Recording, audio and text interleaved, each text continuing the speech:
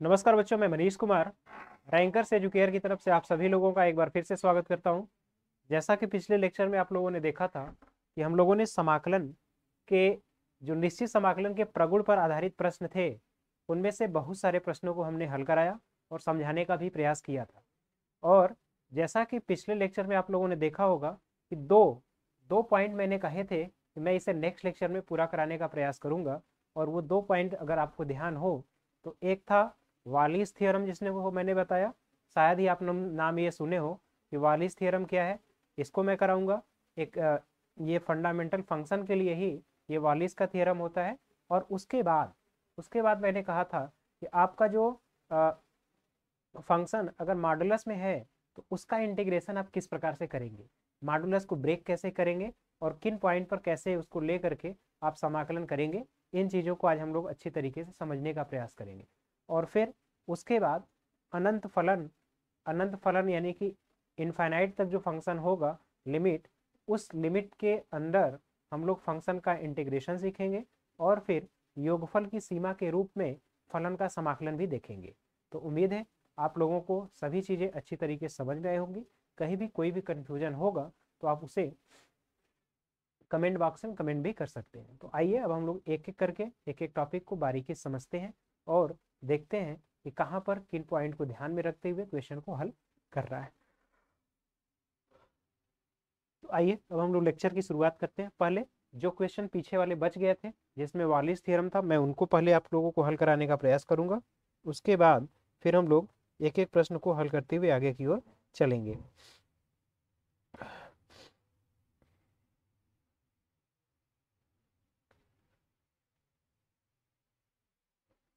तो देखिए, आप लोग को अगर क्वेश्चन याद हो जहां पर मैंने बोला था कि ये वालिस थ्योरम यहाँ पर अप्लाई होगा, तो यही क्वेश्चन है। इस क्वेश्चन को अगर आप देखेंगे तो वो डायरेक्ट भी अप्लाई हो जाएगा, वहां पर भी आपको कोई समस्या नहीं होगी।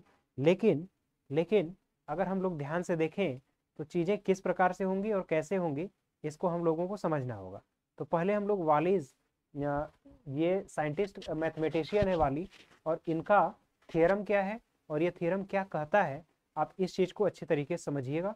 उसके बाद फिर फंक्शन को हम लोग इंटीग्रेट करेंगे। अगर यहाँ पर प्रगुण से अगर आप देखें, अगर यहाँ पर आप प्रगुण को देखेंगे तो जब प्रगुण से चीजें आप हल करेंगे, यहाँ पर ये फोकसिंग ज्यादा होने का रीजन क्या है। अगर पहले इस क्वेश्चन को आप प्रगुण से करेंगे तो देखिए किस तरीके से करेंगे। यहाँ पर -π/2 से π/2 है और फंक्शन है साइन के पावर 7x dx। और अगर आप ये फंक्शन को देखें तो ये जो फंक्शन है, आप अगर ध्यान से समझ पा रहे हैं तो ये फलन कोई और नहीं है बल्कि ये आपका एक ऑड फंक्शन है। तो ऑड फंक्शन होने का मतलब ये है कि f माइनस एक्स बराबर -fx होगा, यानी कि साइन की पावर 7x है। अब इसमें अगर हम इसे fx कहें तो f माइनस एक्स क्या होगा, f माइनस एक्स होगा साइन के पावर 7 और माइनस एक्स। आप जानते हैं कि साइन माइनस एक्स ये बराबर होता है माइनस साइन एक्स। ठीक, ये चीज तो आप जानते ही हैं। अब अगर ऐसी स्थिति है कि f माइनस एक्स इस तरीके से है, यानी कि ये फलन जो है ये इक्वल होगा माइनस साइन के पावर 7x। तो ये फलन आपको बता रहा है कि यह एक विषम प्रकार का फलन है। तो विषम प्रकार के फलन में अब आप चीजों को कैसे करेंगे इस चीज को समझना है। तो देखिए, ये आपका बना एक विषम फलन। अब जैसे ही ये विषम फलन है तो आप जानते हैं कि अगर -a से a तक है और यहाँ पर fx dx है, और अगर ये फलन आपका विषम है तो टोटल का टोटल इंटीग्रल वो 0 के बराबर होगा। मैंने इसको एक एग्जांपल से भी आपको करके दिखाया। जैसे मान लीजिए -1 से 1 तक यक्स क्यूब था dx, तो यक्स क्यूब का समाकलन यक्स के पावर 4/4 होगा और ये -1 से कहाँ तक होगा, 1 तक। अब जब आप इसको रखेंगे लिमिटिंग वैल्यू तो आप देखेंगे कि ये 4x 1/4 और -1/4 होगा और फाइनली रिजल्ट आपको 0 मिलेगा। और यहाँ आपको दिख भी रहा है कि ये जो फंक्शन है आपका, ये फंक्शन भी किस तरीके का फलन है, ये फंक्शन भी आपका ऑड फंक्शन है। तो इसलिए फंक्शन के वैल्यू की वजह से फंक्शन के ऑड होने की वजह से ये 0 हो जाएगा। तो 0 तो फाइनली ये दिख रहा है। फिर मैंने यहाँ पर वालिस थ्योरम का नाम क्यों लिया? क्योंकि ऐसा हो सकता है कि आपको फंक्शन दूसरे फॉर्म में भी इंटीग्रेट करना हो जाए।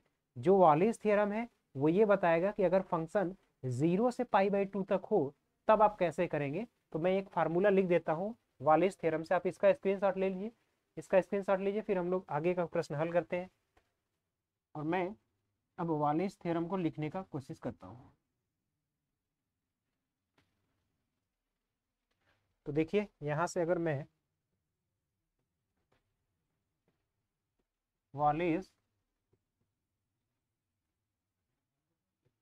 थ्योरम इसको अगर मैं लिखूं, तब आपके लिए मैं सामने लिख दे रहा हूं कि अगर फंक्शन इस तरीके से हो, 0 से π/2, 0 से π/2 कास के पावर यानी x हो, या फिर कास के पावर यानी ये 0 से π/2 साइन के पावर nx dx, ये दोनों बराबर होते हैं।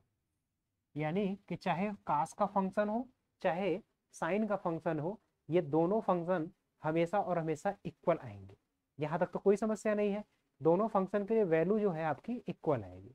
अब क्या करना है, अब ये समझना है कि देखिए वालिस का थ्योरम ये कहता है, अब यहाँ n की वैल्यू या तो हो सकता है इवन हो या तो हो सकता है ऑड हो। ये दो केस होंगे। अगर इवन हो यानी 0 से π/2, 0 से π/2 कास के पावर n x है और dx है, या फिर 0 से π/2 साइन के पावर n x है और dx है, इस तरीके से। ठीक, तो अगर इवन रहेगा तब क्या फार्मूला होगा, और ऑड रहेगा तब क्या फार्मूला होगा। तो देखिए अगर ये इवन हुआ तो इवन के लिए आपका फार्मूला जो बनेगा ये, अब यहाँ पर चाहे साइन का भी फंक्शन हो, 0 से π/2 साइन के पावर n x dx, ये भी इक्वल होगा, और ये भी 0 से इंटीग्रेशन है 0 से π/2 साइन के पावर n x dx, ये भी इक्वल होगा। अब इवन के लिए क्या कंडीशन होगा, देखिए इवन के लिए कंडीशन ये है कि अगर इवन है तो आप लिखेंगे ऑड, यानी 1 3 5 7 अप टू सो ऑन। इस तरीके से आप कहाँ तक जाएंगे, n-1 तक, n-1 तक, यहाँ तक। फिर अपान में, अब देखिए अपान में आप 2 से शुरू करेंगे, अपान में 2 4 6, 2 4 6 अप टू सो ऑन, कहाँ तक, n तक, ये आपको लिखना है। अब इसी का जस्ट अपोजिट आपको किसमें करना होगा, इसमें जब ऑड लिखना होगा तो ऑड लिखना होगा, तो ऊपर जो है इवन लिखेंगे 2 4 6 up to so on n-, अब देखिए ऑड है तो यहाँ पर 1 करेंगे, 2 4 6 अप टू सो ऑन, ऑड है तो n-1, और अपान में क्या करेंगे 1 × 3 × 5 × 7 up to so on n तक करेंगे। दोनों में यहाँ तक की चीजें आपको समझ में आनी चाहिए। अब देखिए बस क्या करना है, अब फाइनली आपको जो इवन वाले हैं इसी में π/2 से मल्टीप्लाई कर देना है, इवन वाले में आपको π/2 से मल्टीप्लाई कर देना है। इसके बाद आपको कोई काम नहीं करना है। अब यहाँ से आप अच्छी तरीके से समझ पाए होंगे कि चीज़ों का समाकलन किस तरीके से करना है। तो यहाँ तक की चीज़ों को आप नोट करिए, इसका स्क्रीनशॉट भी ले लीजिए। फिर हम लोग अगले प्रश्न की ओर चलते हैं और देखते हैं कि प्रश्न को किस प्रकार से हल करना है और किन किन चीज़ों को बारीकी से ध्यान रखना है। तो अब इसी एग्जाम्पल के तौर पर इसका आप पहले स्क्रीनशॉट लीजिए, फिर मैं एक क्वेश्चन करके आपको समझाता हूँ। देखिए अगर कोई फलन इस तरीके से आपके कॉम्पिटिटिव एग्जाम या CUET में मिला, जैसे इंटीग्रेशन हो 0 से π/2 हो, साइन के पावर 5x हो dx हो, आपको ये कैलकुलेट करना है। तो यहाँ पर n आप 5 जो है 5 ऑड नंबर है, तो जब ऑड नंबर होगा तो आप ऊपर जो है इवन लिखेंगे, यानी कहाँ से शुरू करेंगे, 2 लिखेंगे, 4 लिखेंगे, 5 में से जब घटा लेंगे, यहाँ पर 5 में से घटाएंगे 1 तो आपको 4 मिलेगा। ठीक, तो 2 और 4 आप लिख लिए। इसके बाद बटे में 1 से लेकर के कहाँ तक जाना है, 1 3 5, ये इनटू में है, ये हो गया। अब इसके बाद बस आपकी यही वैल्यू फाइनली आएगी, यानी कि आप देखेंगे 8/15 इसका फाइनल रिजल्ट होगा। ठीक, तो देखिए कितनी आसानी से आप इस तरह के प्रश्न का समाकलन कर पा रहे हैं। इसी तरीके से अगर फंक्शन इवन हो जाए, जैसे 0 से π/2, 0 से π/2 cos के पावर 4x dx, तो इसका आप करेंगे तो देखिए इवन है, तो इवन के लिए कंडीशन क्या आता है, 1 लिखना है, 3 लिखना है। अब देखिए 4 - 1 करेंगे तो यहाँ 3 मिलेगा, बटे अब 1 2 लिखना है, 4 लिखना है, 2 × 4 तक, और फिर π/2 से गुणा कर देना। तो यहाँ पर 3/4 चौका 16 पाई। इस तरीके से आपको आंसर डायरेक्ट मिल जाएगा, कहीं भी आपको कुछ करने की जरूरत नहीं है। तो इस वॉलिस थ्योरम को नोट करिए, फिर अब हम लोग आगे जो है मॉडुलस पर आधारित प्रश्नों को हल करने का प्रयास करते हैं।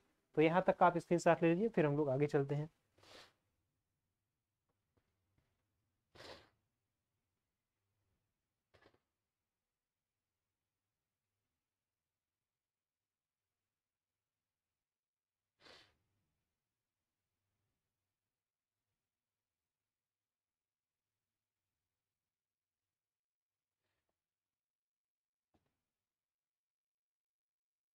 देखिए अब इस प्रकार के प्रश्नों में जो मॉडुलस पर आधारित प्रश्न है, इसको आपको करना कैसे है। पहले आप इसको, यहाँ पर ये x नहीं रहेगा, इसी को देखना है तो देख लीजिए। देखिए एक क्वेश्चन मैं बताऊंगा, फिर बाकी तो आप अपने आप से कर लीजिए।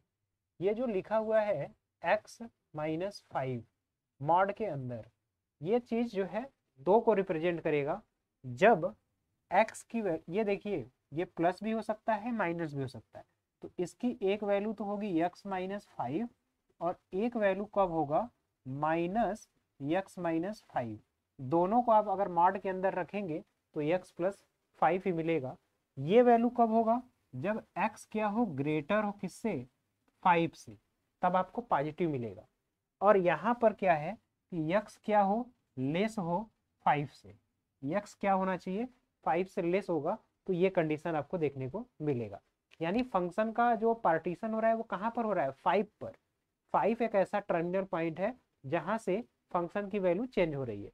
तो आपको यही अब लिमिट को 2 पार्ट में ब्रेक करना है। लिमिट आप जो लिख रहे हैं 2 से 8 तक, 2 से 8 तक x - 5 और dx, इसको आप 2 पार्ट में ब्रेक करेंगे। पहले आप 2 से कहाँ तक जाएंगे, 5 तक। तो 2 से 5 तक रहेंगे तो x की वैल्यू क्या है, x की वैल्यू 5 से छोटा है। x की वैल्यू आप यहाँ से खुद से देखिए, जब हम 3 रखेंगे तो 3 रखेंगे तो ये वैल्यू 5 से छोटा है, तो ये वैल्यू आएगा। यानी इसके लिए -x - 5 लिखेंगे और फिर dx लिखेंगे। इसके बाद फिर प्लस लिखेंगे। अब देखिए यहाँ पर आपका प्रगुण नंबर 3 यूज हो रहा है, जिसमें आप a to b, जैसे कोई a to c था फंक्शन, तो a से b तक गए, फिर b से c तक आप लिखते हैं समेशन। जैसे यहाँ पर 1 से 5 तक है fx dx, तो इसको आप लिखते हैं 1 से 2 fx dx, फिर प्लस 2 से 3 fx dx, प्लस 3 से 4 fx dx। इस तरीके से चीजें आपको देखने को मिलती है।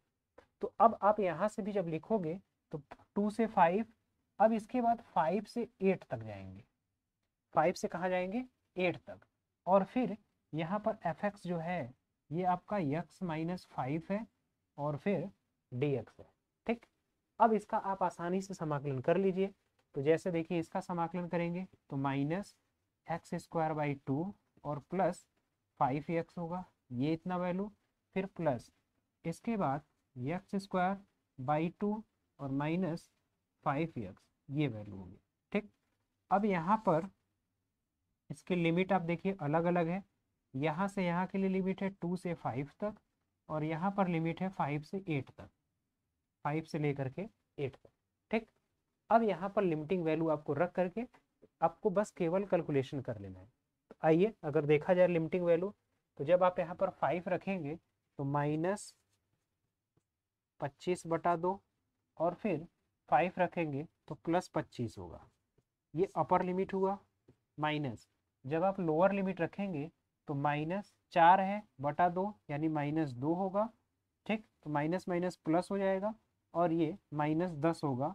अब ये आपका पहला वाला वैल्यू हो गया। इसी तरीके से अब आप सेकेंड वाले में भी रखेंगे, तो सेकेंड वाले में जब आप रखेंगे तो मैं ऊपर की वैल्यू हटा देता हूँ। ऊपर का वैल्यू आप स्क्रीनशॉट ले लीजिएगा, कहीं भी आपको कोई समस्या नहीं होगी।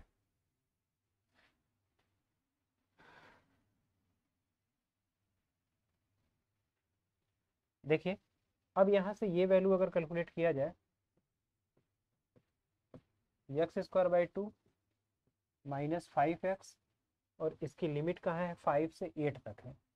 तो पहले हम 8 रखेंगे, तो 64/2 -8×5 = 40, ये फर्स्ट हुआ। और फिर माइनस यहाँ 5 रखेंगे तो ये हुआ 25/2। ठीक, और माइनस फिर ये है 25, इस तरीके से। अब ये क्या होगा, 80, 64 -80/2 ये हुआ, और माइनस अब यहाँ 25 माइनस 50 और फिर बटा 2, इस तरीके से हुआ। अब यहाँ 80 में से 64 घटाएंगे तो 64 और 6 70 और फिर 10, तो माइनस यहाँ पर 16 होगा बटे 2 यानी 8 होगा माइनस में। और फिर माइनस यहाँ 50 में से जाएगा तो माइनस माइनस प्लस 25/2, ये आपको देखने को मिलेगा। और यहाँ पर आपको -25/2 है तो ये दोनों कैंसिल होंगे, ये वाली वैल्यू यहाँ से कैंसिल। -8 है, -8 बचा, +2 है, -10। तो अब आप देखेंगे -10 -8 -18 और 2, यानी इसकी एग्जैक्ट वैल्यू जो आएगी आपको -16 देखने को मिलेगा। तो उम्मीद है ये चीज़ अब आपको अच्छी तरीके से समझ में आया होगा, कहीं भी कोई समस्या नहीं होगी। तो इसको आप नोट कर लीजिएगा। फिर हम लोग अगले प्रश्न की ओर चलते हैं और देखते हैं कि प्रश्न किस प्रकार से हल करना है और किन चीज़ों को बेसिकली ध्यान रखना है। तो ये 2 चीज़ें थी जिसे मैंने पिछले लेक्चर में आपके लिए छूट गया था या फिर समयाभाव के कारण नहीं हो पाया था, और हम कोशिश किए थे कि ये जो है आप अब जा कर के इन चीज़ों को आसानी से और अच्छी तरीके से हल कर लीजिएगा, जिससे कोई भी कहीं पर समस्या नहीं होगी। तो यहाँ तक की चीज़ों का आप स्क्रीनशॉट लीजिए। फिर इसके बाद हम लोग अपने से और आगे वाले चैप्टर के लिए प्रश्न हल करते हैं, जिसमें जो समाकलन की सीमा है वो अनंत तक है, इनफाइनाइट तक है। और फिर समाकलन को योगफल की सीमा के रूप में कैसे हल करना है वो भी हम लोग देखेंगे। तो यहाँ तक की चीज़ों को हल करिए। एक चीज़ का ध्यान रखिए, और भी प्रश्न आपके इस मॉडुलस पर आधारित आपके सिलेबस में या फिर एग्जाम्पल में भी है, तो उसे भी आप खुद से भी हल करिएगा। एक कंसेप्ट मैंने बेसिकली बता दिया है, इसी कंसेप्ट पर बाकी भी प्रश्न आपके आसानी से हल हो जाएंगे। तो आइए अब हम लोग अगले प्रश्न की ओर चलते हैं और आज की क्लास की शुरुआत भी करते हैं। बाकी प्रश्न तो हम लोगों ने कल कर लिया था, अब यहाँ से हमारे लेक्चर की शुरुआत होती है।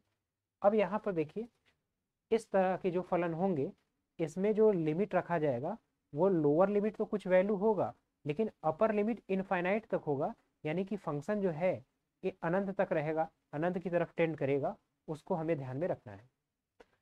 तो देखिए पहला ही क्वेश्चन है, पहला जो क्वेश्चन लिखा हुआ है अगर इसे आप ध्यान से देखें तो लिखा हुआ है 0 से इनफाइनाइट तक x और e⁻⁻x। ठीक, तो अगर सिंपल फंक्शन होता है तो मैंने आपको तरीका बताया है कि आप सिंपली उसे क्या करिए, इंटीग्रेट करिए। जब आप इंटीग्रेट कर लेंगे उसके बाद आप लिमिटिंग वैल्यू रखिएगा। तो देखिए ये अगर आइलेट से देखें ILATE, तो इनवर्स हुआ, तो इनवर्स तो इसमें है नहीं, न तो लॉगरिथमिक है न तो एक अरिथमेटिक है, यानी ये फर्स्ट होगा। इसके बाद ट्रिग्नोमेट्रिक ने एक्सपोनेंशियल है, यानी ये सेकेंड होगा। तो इसको प्रोडक्ट रूल से हम लोग हल करने का प्रयास करते हैं। तो प्रोडक्ट रूल क्या कहता है, फर्स्ट फंक्शन गुणे सेकेंड का समाकलन e⁻⁻x अपान -1। ये समाकलन करके सीधे हम लोग लिख देते हैं e⁻⁻x अपान -1। तो प्रथम फलन गुणे दूसरे का समाकलन minus integration ddx of first गुणे दूसरे के समाकलन का फिर से समाकलन करेंगे, और इसके बाद लिमिट आप रखेंगे कहाँ से, 0 से लेकर के इनफाइनाइट तक। अब ये हुआ -x e⁻⁻x, और फिर माइनस माइनस और माइनस प्लस होगा, e⁻⁻x हुआ तो e⁻⁻x अपान -1 ये होगा। अब इसकी लिमिट जो रखनी है वो 0 से इनफाइनाइट तक रखनी है। ठीक, यहाँ तक तो कोई समस्या नहीं है। अब क्या करना है, देखिए पहले हम लिखेंगे अपर लिमिट। पहले इसको मैं सिंपल वे में भी लिख लेता हूँ। तो जब हम इसको सिंपल वे में लिखेंगे तो ये आपको दिखेगा -x e की पावर -x e की पावर -x, फिर प्लस प्लस प्लस की जगह माइनस आपको देखने को मिलेगा, -e की पावर -x। अब लिमिट लिखेंगे 0 से इन्फिनिटी। ठीक, तो देखिए जब हम यहाँ इन्फिनिटी रखेंगे तो ये भी इन्फिनिटी हो जाएगा और यहाँ पर भी वैल्यू आपको इन्फिनिटी देखने को मिलेगा। ठीक, तो यहाँ से इसको 1/इन्फिनिटी लिख सकते हैं, -x/e की पावर x, और फिर -1/e की पावर x। तो इसे हम 1/e की पावर x, और यहाँ पर माइनस अगर कॉमन ले लें, तो x+1 इस तरीके से मिलेगा, और 0 से इन्फिनिटी तक रखना है। अब देखिए जब हम इन्फिनिटी रखेंगे तो यहाँ से ये इन्फिनिटी रखेंगे तो ये इन्फिनिटी, और ये टोटल वैल्यू क्या हो जाएगी 0। तो ये हो गया 0, और फिर माइनस। अब हम 0 रखेंगे तो ये वैल्यू 0 होगा, और ये माइनस माइनस प्लस होगा, ये वैल्यू क्या होगी 1। ये भी 1 है, ये 0 है लेकिन ये 1 है। तो फाइनल जो रिजल्ट आपको मिलेगा वो आपको एग्जैक्ट मिलेगा 1। तो इस तरह के फलन का इंटीग्रेशन आपको इसी प्रकार से करना है कि पहले फलन को आप इंटीग्रेट कर लीजिए, उसके बाद क्वेश्चन में जो भी लिमिट की वैल्यू दी है, जहाँ से जहाँ तक दिया है, उसके बाद आपको लिमिटिंग केस, आपने सीमा और सततता जब पढ़ रहे थे उसमें भी आपने लिमिट की वैल्यू को रखना सीखा है। तो वहाँ तक की चीज़ों को आप इसी प्रकार से हल करेंगे। तो उम्मीद है ये चीज़ आप अच्छी तरीके से समझ पाए होंगे। इसको नोट करिए, फिर हम लोग अगले प्रश्न की ओर चलते हैं।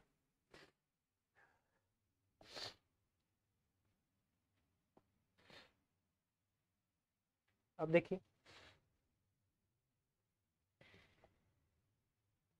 यहाँ पर जो फलन है dx/x² √a² + x²। तो अगर इसका समाकलन आपको करना है तो वन बाई जो फलन आता है 1/x√x² + 1, या 1/x√x² - 1, इस तरीके का फलन सेक और कोसेक के टर्म में मिलता है। तो अगर हम यहाँ पर ध्यान से देखें तो यहाँ पर हमें x को a cos थीटा मानना होगा। x बराबर हम मान लेते हैं a cos थीटा। तो dx बराबर क्या होगा a, और यहाँ पर माइनस साइन थीटा, और फिर डी थीटा। अब यहाँ पर होगा क्या, dx को पहले लिख लेते हैं सिंपल, -a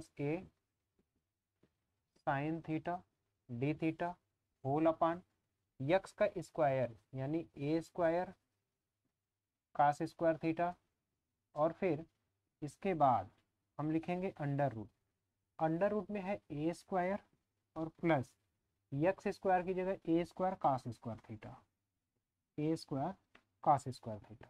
तो ये होगा माइनस। अब देखिए एक तो यहाँ से कैंसिल होगा, -1/a integration sign theta d theta अपान में cos थीटा, इस तरीके से मिलेगा। cos² थीटा है तो cos² थीटा भी आपको मिलेगा, कोई भी कैंसिल नहीं हो। अब a² कॉमन लेंगे तो a यहाँ स्क्वायर हो गया, √1 + cos² थीटा। तो ये कोई फॉर्म नहीं बना, तो आपको x बराबर a tan थीटा मानना होगा। यहाँ पर देखिए थोड़ी सी गलती हुई हमसे, यहाँ पर आपको x बराबर a tan थीटा, तो dx बराबर a tan थीटा का sec² थीटा डी थीटा होगा। तो अब ये जो है लिमिट रखेंगे dx की जगह a sec² theta d theta, और होल अपन x का स्क्वायर, तो a² tan² theta √a² plus x² की जगह a² tan² थीटा। अब ये इंटीग्रेट होगा, a से एक a कैंसिल होगा, 1/a लिखेंगे, 1/a हुआ sec² theta d theta upon tan² theta, और a² अगर कॉमन लेंगे तो यहाँ a² हुआ, और फिर 1 + tan² थीटा √sec² थीटा, बाहर निकलेगा तो sec थीटा। अब यहाँ से एक वैल्यू कैंसिल होगी, ये होगा 1/a² integration d theta whole upon, एक सेक थीटा तो कैंसिल होगा, ऊपर एक सेक थीटा बचेगा, sec theta d theta upon tan² theta, बस इतना फंक्शन बनेगा। अब यहाँ से आपको फिर सोचना होगा कि सेक थीटा किसका अवकलन करने पर आता है। तो अब देखिए, इसको अगर थोड़ा सा ऊपर ले जाकर के साइन थीटा और कॉस थीटा में कन्वर्ट करा जाए तो आप देखेंगे ये होगा 1/a² integration 1/cos² cos theta, 1/cos theta, और काट² थीटा का मतलब हुआ cos² theta upon sin² theta d theta.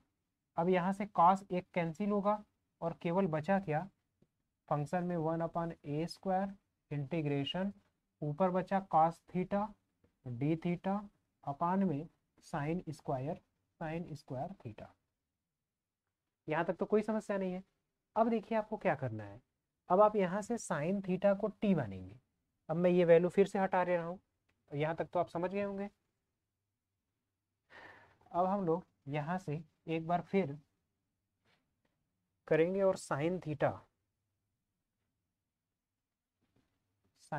को t अगर मानते हैं, देखिए t जैसे ही मानेंगे तो minus cos theta d theta बराबर आपको dt देखने को मिलेगा।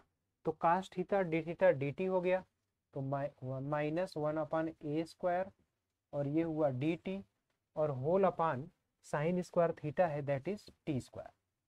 अब ये होगा -1/a² इंटीग्रेशन t⁻² dt, तो -1/a² इंटू t⁻² है तो समाकलन करेंगे तो t⁻1 अपान -1, तो ये वैल्यू प्लस होगा 1/a² और इंटू 1/t। अब देखिए इसमें लिमिट हमें t की जगह फिर रखेंगे साइन थीटा। अब देखिए चेंज होगा कैसे कैसे, मैं इसको ऊपर वाला वैल्यू हटा देता हूँ, आप इसको लिख लीजिएगा। t की जगह मैंने साइन थीटा माना था तो 1/a² और यहाँ पर हुआ साइन थीटा। अब यहाँ से tan थीटा बराबर x/a है, ये √a² प्लस x² हुआ, तो ये बनेगा क्या 1/a², साइन थीटा बराबर लंब बटे कर्ण, तो यहाँ x होगा और ये √x² प्लस a², यानी कि √x² plus a² whole upon x into a², इस तरीके से।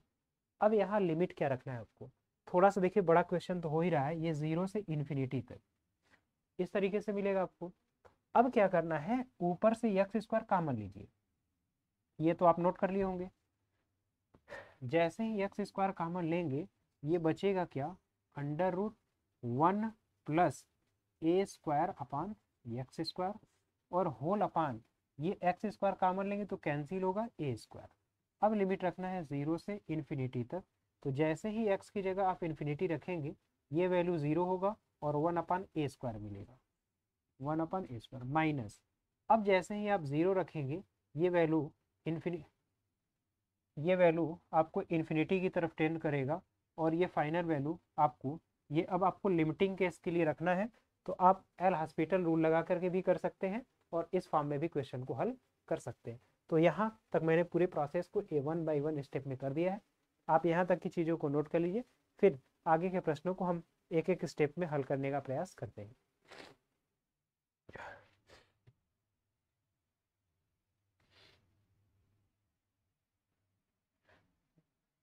देखिए यहाँ पर थोड़ा सा इन्फिनिटी जब जैसे ही आप रख रहे हैं एक्स की वैल्यू को, तो वो आपको ये ध्यान रखना है कि 0 कब हो रहा है, कब इन्फिनिटी हो रहा है। इसीलिए आप जैसे देखिए यहाँ पर जैसे मैंने फंक्शन को साइन थीटा टेन थीटा में कन्वर्ट किया, तो आप जो है इस लिमिट की को भी अगर चाहें तो यहीं पर कन्वर्ट कर देंगे और आपको लिमिट रखने में कोई भी समस्या वहाँ भी नहीं होगी। आपके लिए जो सहूलियत भरा हो आप वो कर सकते हैं, क्योंकि दोनों तरीके से आपका बिल्कुल आंसर मैच करेगा, कहीं भी कोई समस्या नहीं होगी। तो यहाँ तक की चीज़ों को नोट करिए, फिर हम लोग अगले प्रश्न की ओर चलते हैं।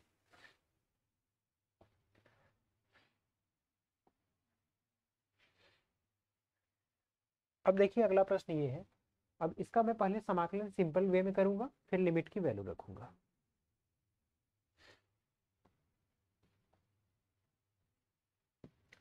तो सिंपल अगर समाकलन किया जाए तो फंक्शन है ई के पावर एक्स डी एक्स और होल अपान 1 प्लस, इसे मैं ई के पावर एक्स का स्क्वायर लिख सकता हूँ, और फिर ई के पावर एक्स बराबर मैं टी मानूंगा, तो ई के पावर एक्स डी एक्स बराबर होगा डी टी, यानी इंटीग्रेशन ई के पावर एक्स डी एक्स ये कन्वर्ट हो गया आपका डी टी में, और वापान 1 प्लस ई के पावर एक्स की जगह टी है तो ये हुआ टी स्क्वायर।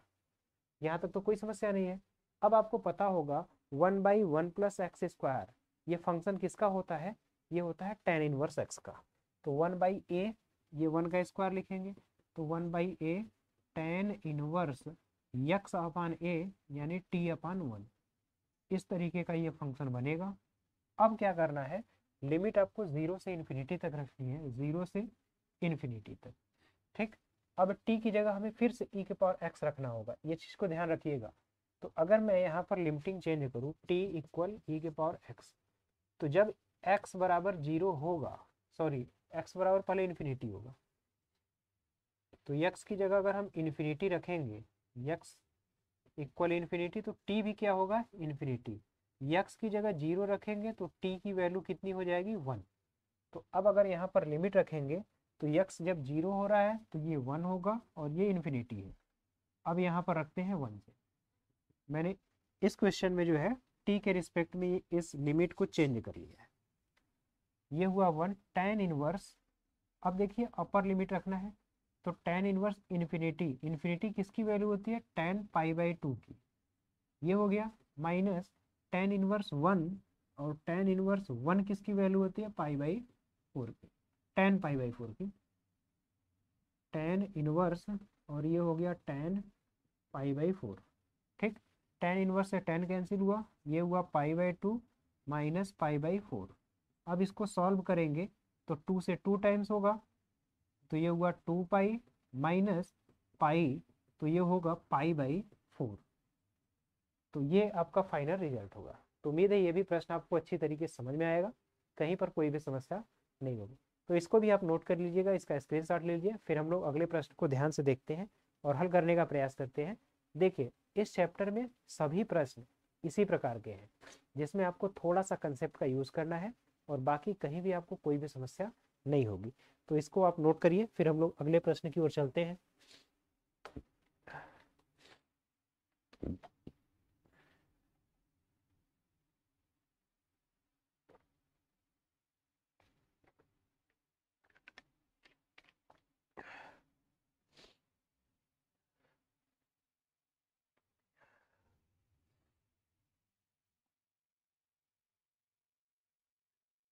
अब देखिए यहाँ पर जो है फंक्शन इस तरीके का लिखा हुआ है, पहले इसको समाकलन करने का प्रयास करते हैं।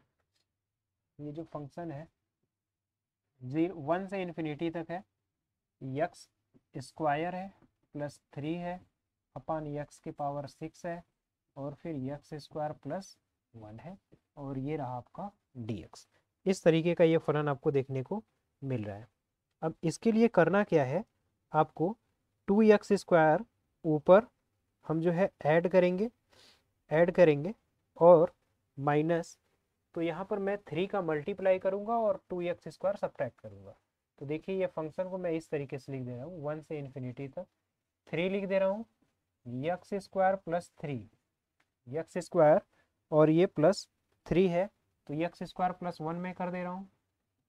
तो देखिए 3x स्क्वायर होगा, तो मैं माइनस 2x स्क्वायर लिख देता हूँ, तो अब बचेगा यक्स स्क्वायर और प्लस 3, इस तरीके से।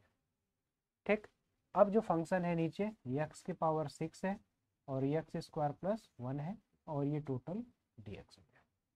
अब मैं इस दोनों को फलन को सेपरेट कर लेता हूँ अलग अलग। देखिए बनेगा क्या, इंटीग्रेशन 3 को मैं आउट कर लेता हूँ, यक्स स्क्वायर प्लस 1, ये रहा आपका dx और होल अपान यक्स के पावर 6 है और यक्स स्क्वायर प्लस 1, ये बना, और फिर माइनस 2 टाइम्स ऑफ इंटीग्रेशन होगा, यक्स स्क्वायर अपान यक्स के पावर 6 यक्स स्क्वायर प्लस 1 और ये रहा आपका dx। यहाँ तक तो कोई समस्या नहीं है। अब आपको देखिए करना क्या है, अब आपको करना ये है,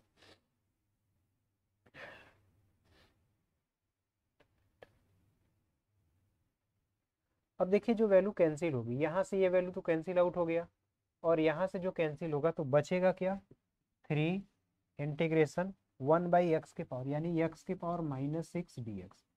इसका समाकलन तो आप आसानी से कर लेंगे, कहीं भी कोई समस्या नहीं होना चाहिए। अब जो दूसरा पद बचा हुआ है, अगर इस पद को देखेंगे तो -2 है और फिर इंटीग्रेशन है x, और ये कैंसिल होगा तो dx अपान dx, तो यहाँ 1 मैं लिख दे रहा हूँ, x के पावर 4 है और फिर x² + 1 इस तरीके से है। ठीक, तो पहले पद का समाकलन तो हो जाएगा, यहाँ तक कोई दिक्कत नहीं है। अब मैं करूँगा क्या, ऊपर जो है 2x² + 1 ऐड करते हैं और उसी को घटाते हैं। इसको जब आप समाकलन करेंगे -3 है इंटू x के पावर -5 अपान -5 होगा, और इस पद को मैं यहाँ पर लिख रहा हूँ, -2 है, इंटीग्रेशन है, तो यहाँ पर मैं लिख रहा हूँ 2x² + 2x² और फिर 2 टाइम्स ऑफ x² + 1 कर दे रहा हूँ ये, और अपान में x के पावर 4 है और यहाँ पर x² + 1 है। कितना हुआ, अब देखिए यहाँ पर 1 आना है तो -2x² कर दे रहा हूँ। अब जब ऊपर आप हल करेंगे तो सेम वैल्यू आपको नीचे वाला मिल जाएगा। अब फिर यहाँ पर अलग अलग करते हैं, जब यहाँ से चीज़ों को अलग अलग करेंगे तो ये वैल्यू यहाँ से कैंसिल होगी और ये होगा -4 इंटीग्रेशन 1/x के पावर 4 टाइम्स dx हो जाएगा, और फिर माइनस और माइनस प्लस होगा 4, और यहाँ से x² और x के पावर 4 ये कैंसिल होगा, तो देखिए यहाँ पर अब ये वैल्यू बचेगा, यानी x² dx और अपान x² और फिर x² + इस तरीके से ये मान बचना चाहिए। 2 है, 2 टाइम्स है x² से, ये तो कैंसिल हो गया है x² ऊपर, अगर यहाँ पर x² dx होगा केवल, तो ये केवल और केवल ऊपर dx होगा, और क्योंकि x² से तो ये कैंसिल ही हो गया है, तो इस तरीके से आपको बचता हुआ दिखेगा 2 times of x² upon x² + 1। अब क्या करना है कि अब हम वहाँ से इसको पार्शियल फ्रैक्शन से अलग करेंगे, तो अब बाकी मैं इस इक्वेशन से चीज़ों को यहाँ से हटा लेता हूँ, इसको आप नोट भी कर लिए होंगे। देखिए एक पद का समाकलन तो मैंने कर दिया है, बाकी अब जो बच रहा है इसका समाकलन आप खुद से कर लेंगे।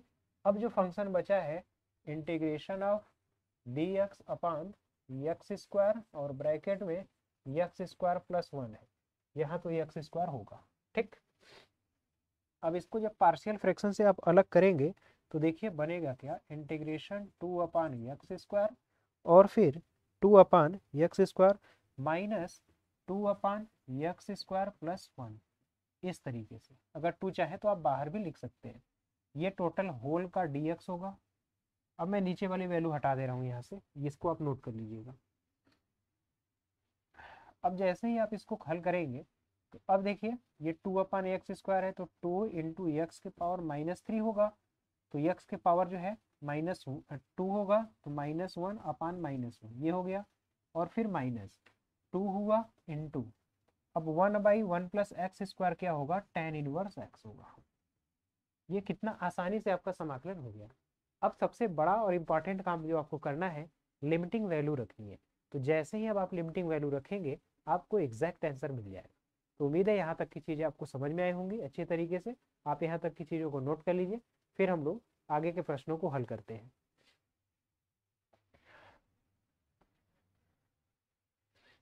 अब देखिए आपका समाकलन जो है योगफल की सीमा के रूप में कैसे लिखा जाएगा और कैसे हल करेंगे, तो ये बड़ा आसान है, आपकी बुक में भी लिखा हुआ है। मैं एक एक प्रश्न को हिंट से भी समझाने का प्रयास करूंगा और एक प्रश्न को हल भी करके बताऊंगा कि किस तरीके से प्रश्न को हल करना है। देखिए जो ए से बी तक है फंक्शन, जो फलन आपका ए से बी तक है, ए से बी तक जो फलन है ए टू बी f(x) dx है, इसको अग्र प्रकार से परिभाषित कर सकते हैं, यानी नीचे जैसे लिखा हुआ है कि a to b f x d x को हम लिमिट के फॉर्म में लिखेंगे, लिमिट h टेंस टू 0, यानी बहुत छोटा सा स्ट्रिप आप लेंगे, उसके summation f a plus h, f a plus 2h up to so on, इस तरीके से n तक जाएंगे। और जहां पर n जो है आपको इस तरीके से दिखेगा b माइनस ए अपान n, ये h के बराबर होगा। ठीक, अगर आपको इस तरीके से समझाया जाए तो लिमिट h टेंस टू 0, 0 से n माइनस 1 तक लिखेंगे, और f a और r h इस फॉर्म में लिखेंगे। और इसके बाद जहां पर आपका b माइनस ए जो है n h के बराबर है।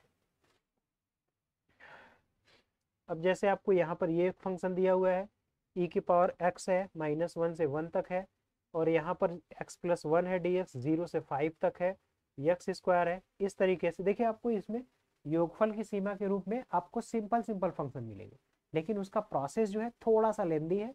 एक प्रश्न में हल करके आपको समझा रहा हूँ, उम्मीद है आपको अच्छी तरीके से चीजें समझ में आएंगी। तो आइए देखते हैं, एक प्रश्न को हल करते हैं।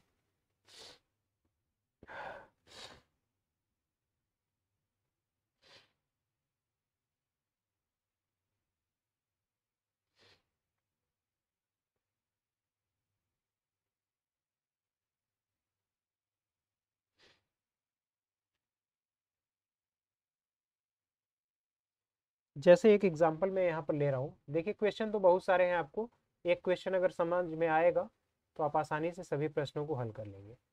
जैसे यहीं पर देखिए, एक मैं अपने से एग्जांपल ले रहा हूँ। एग्जांपल के लिए मैं आपको एक फंक्शन दिखा रहा हूँ, जो फंक्शन है a से b है, यहाँ पर एफ एक्स है dx। आपको इसी फॉर्म में सभी फंक्शन दिखेंगे। तो जो मेरा क्वेश्चन है ये मान लीजिए आप कि जो है 0 से 1 तक है। सबसे सिंपल मैं ले लेता हूँ 0 से 1 तक, यहाँ पर F x x d x कर देता हूँ, एक्स डी एक्स इस तरीके से। तो अब अगर यहाँ से तुलना करेंगे तो a बराबर आपका 0 है, b बराबर आपका 1 है, और एफ एक्स बराबर क्या मिल रहा है आपको x। इतना तक तो आप लिख लेंगे, कहीं कोई समस्या नहीं होगी। अब आप देखिए करना क्या है आपको, ए बी की वैल्यू हो गई। अब यहाँ से यन की वैल्यू जो है a इक्वल 0 हो गया, b इक्वल 1 हो गया। और यहाँ पर अगर आप ध्यान से देखें तो अब आपको यन के फॉर्म में अगर लिखना है h को, तो h बराबर लिखते हैं b माइनस ए अपान एन। तो b की वैल्यू कितनी है 1 माइनस 0, 1 माइनस 0 अपान एन। तो यहाँ से h बराबर क्या मिलेगा 1 अपान एन। यहाँ तक तो कोई समस्या नहीं है, h की वैल्यू आपको देखने को मिल गई। कितना मिल रहा है h इक्वल 1 अपान एन। अब क्या करना है आपको, अब आपको फंक्शन को थोड़ा सा इस तरीके से लिखना है, यफ आर, यफ जो है आर लिखना है, सॉरी यफ जो है फंक्शन को आपको लिखना है किस तरीके से, ए प्लस आर एच के रूप में। ए प्लस, उसको मैं थोड़ा क्लियर लिख देता हूँ, ए प्लस आर टाइम्स एच के रूप में। ठीक, तो आप x की जगह a प्लस आर एच लिखेंगे, तो यहाँ पर भी आपको a प्लस आर एच इस फॉर्म में भी चीज़ें देखने को मिलेंगी, क्योंकि आपका एफ एक्स जो है x के बराबर है। तो अब आप यहाँ से a प्लस आर एच बराबर यफ 0, a की जगह हम क्या रखेंगे 0, तो यहाँ से मिलेगा यफ 0 प्लस आर, और h की जगह 1 अपान एन है, तो ये 1 अपान एन मिला। यानी आपको मिल कितना रहा है f r by n, r by n मिला। यानी जहाँ x है वहाँ पर आपको मिलेगा क्या आर बाई एन। तो यहाँ पर यहाँ से देखेंगे यफ आर बाई एन जब रखेंगे तो ये आपको मिलेगा आर अपान एन। जहाँ पर x है मैंने वहाँ पर क्या रख दिया आर बटा एन। यहाँ तक आपको सभी प्रश्नों में करना है, कहीं भी कोई चीज स्किप नहीं करना है। इतने प्रोसेस के बाद अब आपको देखिए करना क्या है, आपका सब फंक्शन बन गया, अब आपको सब्स्टिट्यूट करना है। अब मैं ऊपर का ये केस हटा लेता हूँ। अब आपको देखिए सब्स्टिट्यूट क्या करना है कि 0 से 1 एफ एक्स जो है, 0 से 1 था एफ एक्स डी एक्स, या फिर एक्स डी एक्स यहाँ पर लिखे थे आपने, 0 से 1 तक एक्स डी एक्स। अब इसको क्या लिखेंगे, limit n tends to infinity, limit n tends to infinity है, और उसके बाद समेसन आर इक्वल 1 से एन तक, समेसन आर इक्वल 1 से कहाँ तक एन तक लिखेंगे, आर इक्वल 1 से एन तक। 1/n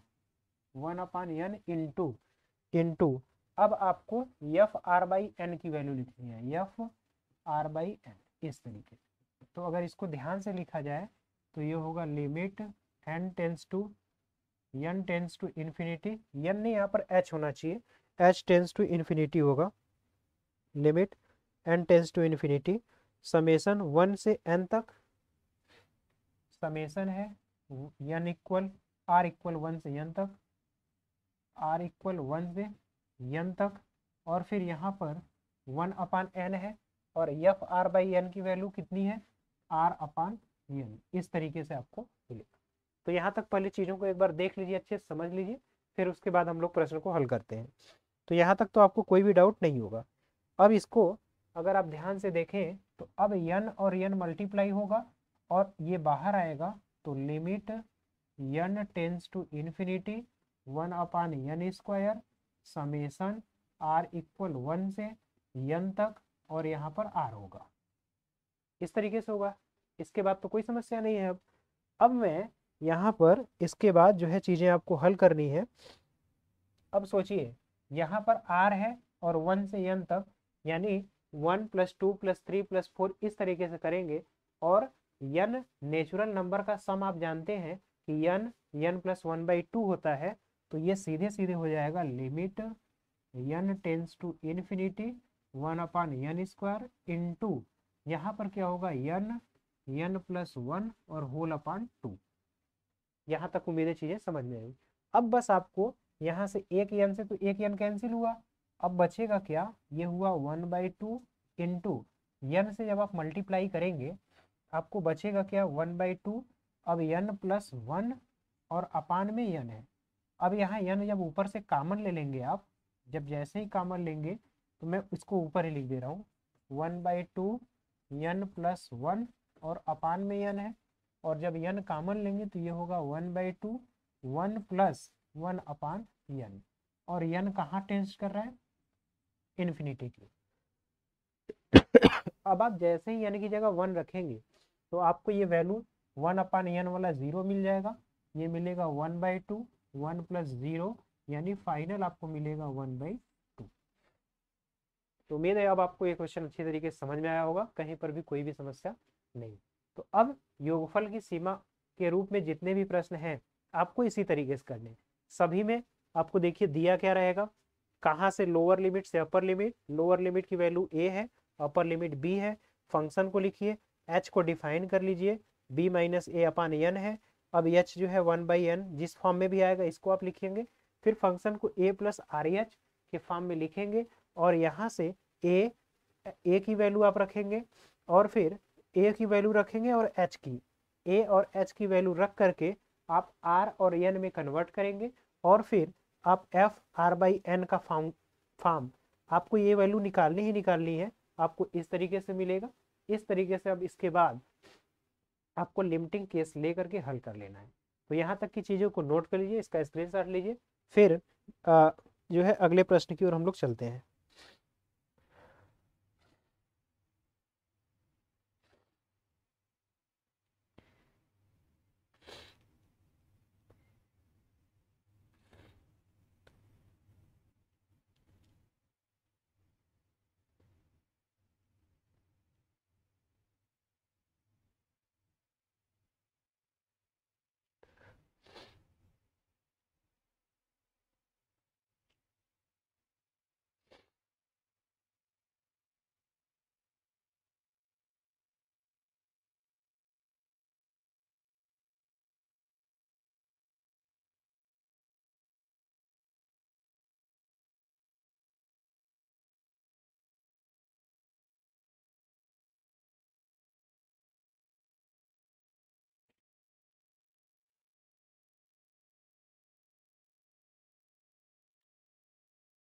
तो देखिए जितने भी प्रश्न आपके हैं इस प्रकार के आप खुद से भी हल कर लीजिएगा।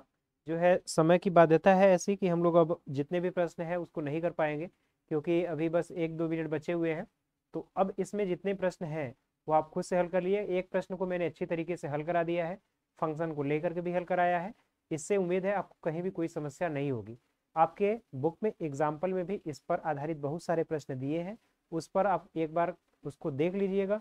कहीं आपको समस्या होती है, कोई कन्फ्यूज़न होता है, तो आप हमें कमेंट बॉक्स में कमेंट भी कर सकते हैं और आपके समस्याओं को हम पूरी तरह से दूर करने का प्रयास करेंगे।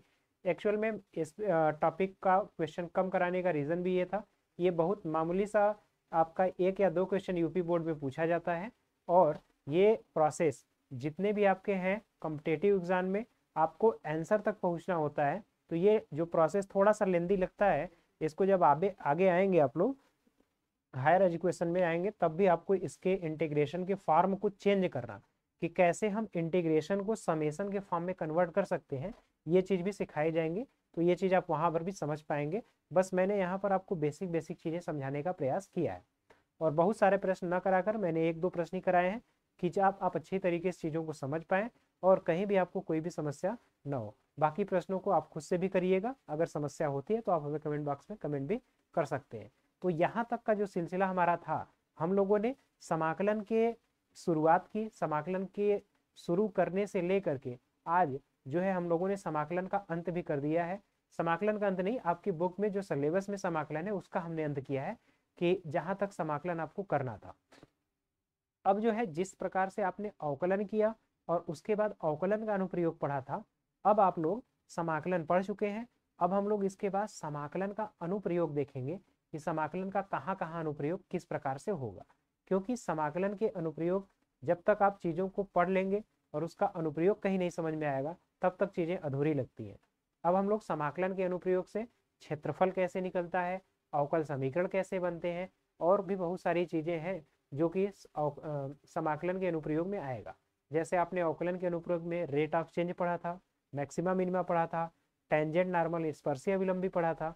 तो बहुत सारे अनुप्रयोग वहाँ पर अवकलन के थे। इसी तरह से समाकलन के भी बहुत सारे अनुप्रयोग हैं जिनका हम विभिन्न क्षेत्रों में प्रयोग करते हैं, वो इंजीनियरिंग हो या फिर फिजिक्स हो। फिजिक्स में भी अगर आप पढ़े होंगे तो मैक्सवेल के इक्वेशन को कितनी बारीकी से हम लोग इंटीग्रल फॉर्म और डिफरेंशियल फॉर्म दोनों में लिख पाते हैं, तो ये सभी उसके एप्लीकेशन ही है। तो अब से हम जो नेक्स्ट लेक्चर में मिलेंगे तो आपको एप्लीकेशन बेसिस जितने भी प्रश्न हैं सभी शुरू करते हैं। और शुरुआत में आपको जैसे हर्षोल्फ शर्मा की बुक जब आप शुरू करेंगे तो वहाँ पर आपको 8th हमें लगता है लेसन है जो समाकलन के अनुप्रयोग है, तो वहाँ से एक नई शुरुआत हम लोग करते हैं। तो आज का हमारा आपका साथ देने के लिए बहुत बहुत धन्यवाद। मिलते हैं नेक्स्ट लेक्चर में, तब तक के लिए जय हिंद।